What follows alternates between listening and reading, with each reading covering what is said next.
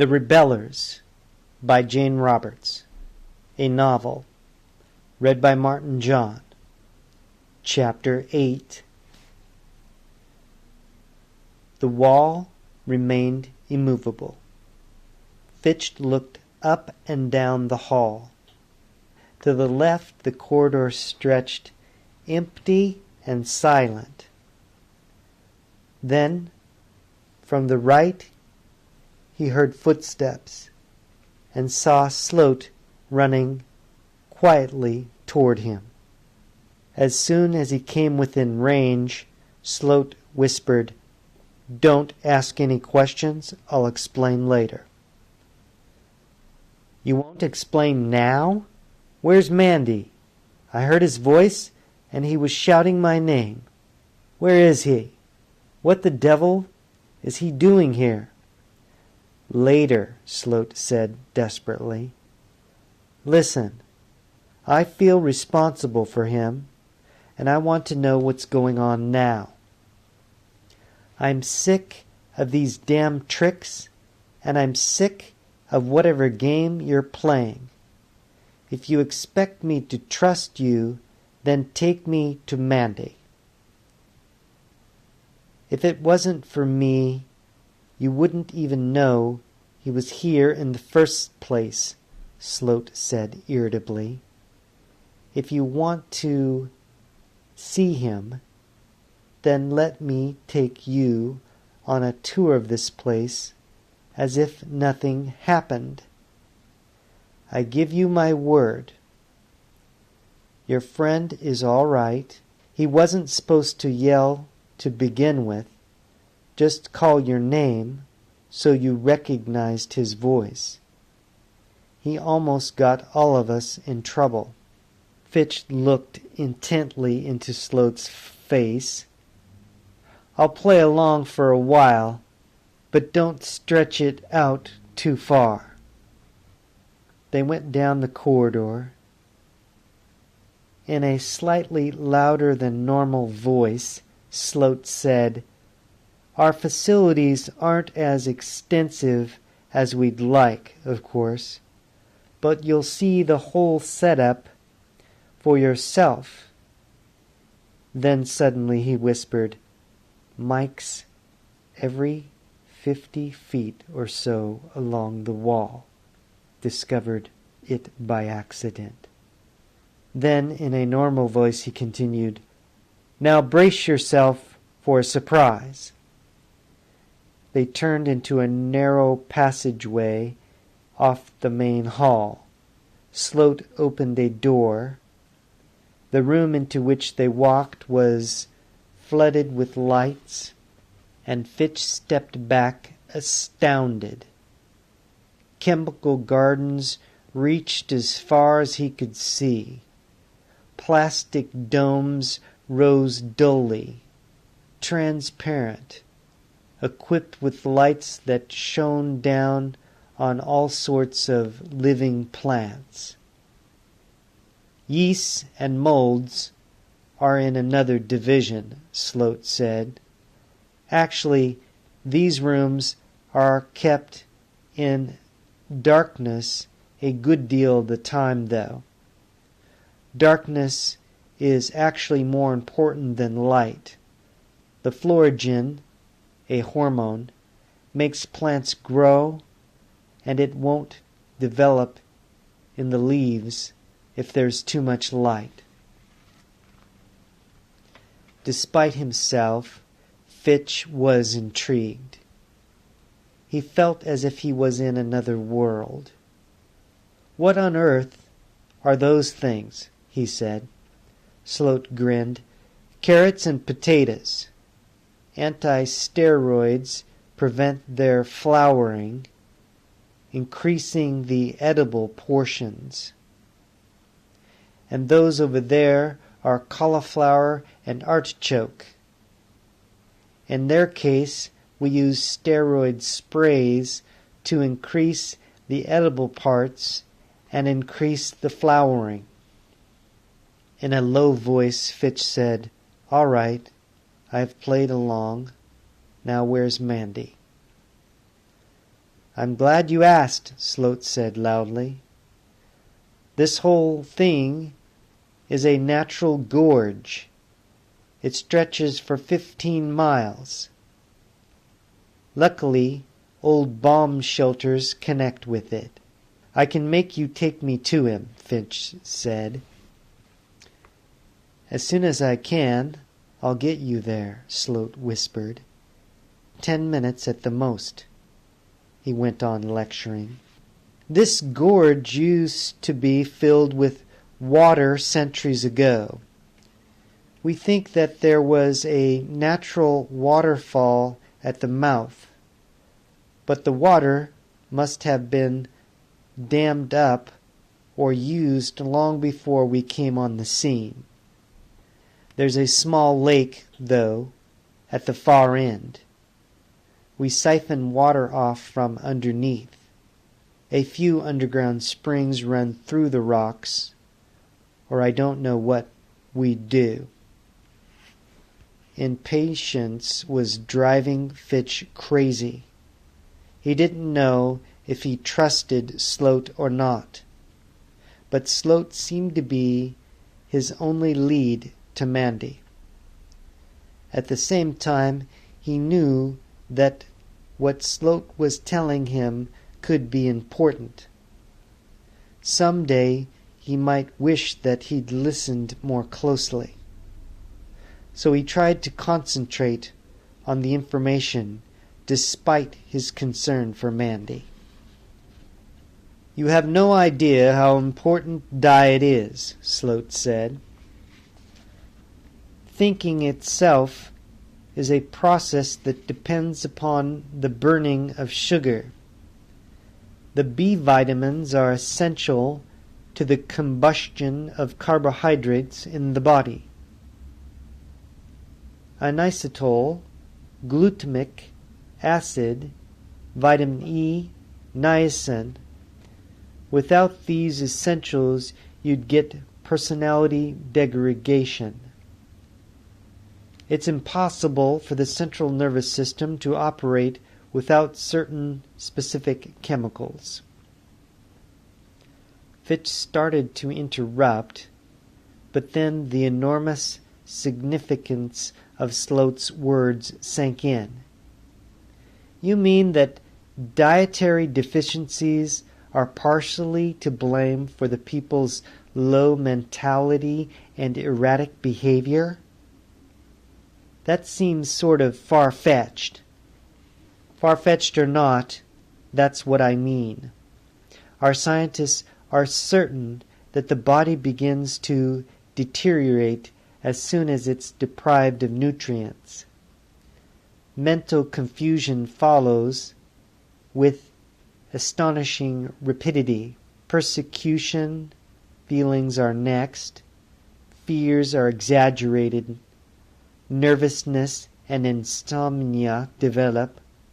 The personality becomes completely disoriented, magnifying this condition by the millions that are half-starved, and you'll see what I mean. As Sloat finished speaking, he motioned urgently to Finch and whispered, "Move when I do, and quickly." Then with maddening calmness he went on. "We have drying rooms, of course. We use that process often since the finished product takes up little bulk." He nodded to Fitch and moved rapidly across the room to a ledge at the other side. Huge blocks of rock rose up above them in gray, uneven sheets. The ledge upon which they walked took a short turn to the left, only about 4 feet wide, before straightening out again. "Now," Sloat said, as they made the turn. He lunged against one of the rocks, and it swung aside. Fitch pressed close behind. The door shut so quietly and quickly that it would have struck him if he hadn't sensed the movement and sprung aside. They stood in complete darkness. The passageway was so narrow they had to walk single file. The dirt floor slanted downward. "We're under the chemical gardens now," Sloat said. There was an unmistakable note of triumph in his voice. Suddenly the passageway came to an end. Sloat felt around in the darkness, found a door, and opened it. The room was dimly lit, a complete arsenal. Guns lined the walls, but Fitch hardly noticed. Mandy Braille stood grinning at him. Until Fitch actually saw Mandy in front of him, he didn't realize how worried he'd been. "I thought you were being murdered, the way you yelled," Fitch said. "How the dickens did you get here? I didn't know what happened to you." "Listen, we haven't time now," Sloat said. "Toby took your friend prisoner, Fitch. I wanted you to know." Fitch looked inquiringly at Mandy. "That's right," Mandy said. "They were supposed to get you too, but in the confusion you got away, so Toby sent Sloat and Gunny after you." Sloat interrupted. "You'd better get back, Mandy. Toby isn't to know you've been down here. My man will let you back in." Mandy stayed long enough to grin over at Fitch. "Don't scowl like that," he said. "You were always such a scowler. See you later," and he was gone. "I give up," Fitch said to Sloat. "Then you aren't a rebeller after all?" "It's complicated," Sloat admitted. "I'm nutrition's expert from the Ilmire Borough subdivision of the Contropolis. Toby doesn't know that, needless to say. The national government has requested that each borough investigate any fugitive groups to discover how many man-hours are being diverted for anti-social purposes. Mayor Lyle chose me. However, in many respects, I'm sympathetic with the aims of the rebellers, along with a small group of other officials, and as such, I'm under fire from Lyle." "Are the rebellers nationwide?" "I doubt it. There are groups scattered underground, though. A new plague is on its way, and we're afraid that it might be the master plague we've all been dreading. I think the national government wants to rout out all these groups and use them as workers in case of an emergency." Sloat frowned. "The trouble is, the government itself isn't very efficient, and in case of real trouble, I'm afraid it would be helpless."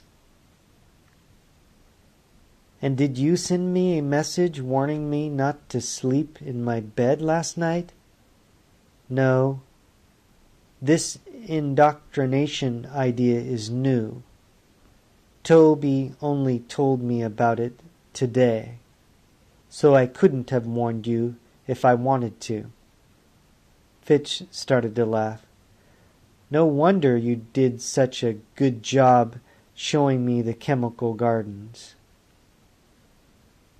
As a matter of fact, one of my official duties for the borough involves that very thing." For a moment both men were silent. Sloat's sobriety, Fitch realized, would be handy in his position as an official. He didn't know how courageous Sloat would be, but he was conscientious. Even his chinless features had a certain dignity. Fitch said, "Aren't you in the middle, then, between the rebellers and the borough government?" "Unfortunately, yes. Toby wants to take over the galleries eventually. Only at the galleries do you find another group of people isolated from the world at large and fairly healthy by our current standards. These men would add to Toby's manpower, but their loss to the borough would weaken the social framework. Without the constant propaganda put out by the artists, the people just wouldn't work. The masses are so exhausted that they have to be pushed to fight for their own survival." Fitch started to interrupt, but Sloat said, "Wait, I'm almost finished.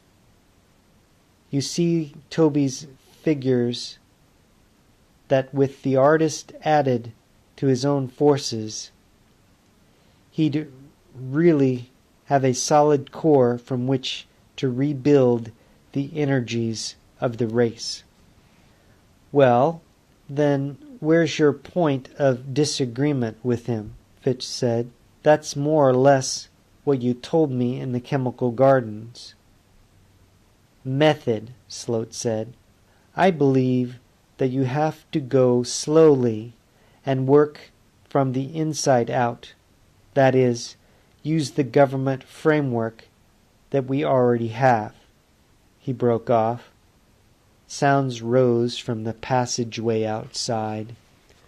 Sloat grabbed a rifle from the wall. "I think it's just one of my messengers. You can't be sure, though," he said. The door moved slightly. A few papers slid through beneath. Sloat picked them up and read through them rapidly. His long triangle face widened. "These are the latest death figures. 20 from plague in Birmingham Borough subdivision.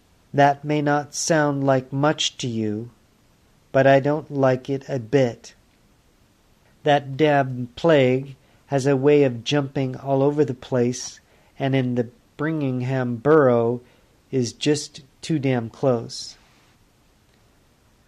"But you said that plagues were common," Fitch said. "We never had too many deaths at the gallery from that cause." "Listen. You were isolated and fairly well fed to begin with," Sloat said. "You have no idea what it's like. From all reports, this time the plague will really be a monster. In the past, it has come in successively stronger waves. So many die that it's impossible to get workers to process food or do anything else. A plague and a famine could wipe out what's left of the race, and that's official. You'd think our very numbers would ensure the survival of some, but the sheer quantity of people is one of the main causes." "There's something I don't understand," Fitch said. "If you know all this, then why the devil hasn't the government passed birth control laws? If the federal government couldn't, then why not the state or borough subdivisions? You've outlined the problem beautifully, but to tell the truth, neither you or Toby seem to have done a damn thing or to help matters." A few men who agree with me tried to get such a bill passed in Elmira Borough, but the people wouldn't vote for it. Sloat spread his hands in a gesture of futility. The national government isn't for birth control legislation, and the state and borough officials aren't either. The trouble is that we have such a huge population that we keep needing more people to support those we already have, because those are incapable of sustained effort in any direction at all. In other words, Fitch said angrily, things are just going from bad to worse. It sounds as if the reasonable men are too timid to act, and those with enough guts to act insist on being unreasonable. Well, now the officials have a hard time themselves, Sloat said. They live better than the majority, but not much. Shortages reach even to Washington. If something isn't done, the country will be in chaos. The country damn near is in chaos now, Fitch said. And by the way, you knew Mandy was here all the while then. Sloat nodded. Toby takes frequent absences from here. On those trips, he incites people to raid the galleries. Then, under cover of a riot, he and his men capture a few artists. That's how they got Mandy. They didn't suspect that anyone would be trying to escape on their own. Then someone got hold of a gun. They didn't plan that either. Your initiative impressed Toby no end, and I imagine he has a prominent place for you in his schemes of things. I don't know if I like that or not, Fitch began. Someone banged on the door. Sloat grabbed a rifle and opened it. Mandy came rushing in, breathless. Thought I'd never find the right passage. Your guard sent me, Sloat. 2 of the rebellers came down with the plague. Toby isolated them right away. But he's ordered all exits closed. All contact with the outside will be shut off. Mandy stopped to get his breath. Boy, what I wouldn't give to be back at the gallery now, he said with a grin. I know what you mean, Fitch said. The presence of Mandy was a relief to him. He knew he could count on him in an emergency, and he was already wondering how they could get out of the place. Sloat looked more worried than Fitch had ever seen him. I don't like it a bit. Now all information will come in through Toby's channels, he said. You can't tell me he'll cut himself off completely. The man must have picked up the plague in the borough, and will be closed up with it. Sloat paused. Thanks, Mandy. You better go back. Why can't he stay here? Fitch said. Too risky. I know where he is. You can find him whenever you need him, Sloat said. Mandy left. Sloat shook his head.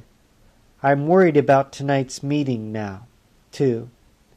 Toby might decide to take advantage of the plague to attack the gallery, and I'd have to fight him. Another thing, they'll need me at the borough. I'm afraid that a showdown is in the offing, and I'm not sure that I'm ready for it. He turned toward Fitch quickly. If it comes, whose side will you be on? In chapter 8. Peace, light, and love. Aloha.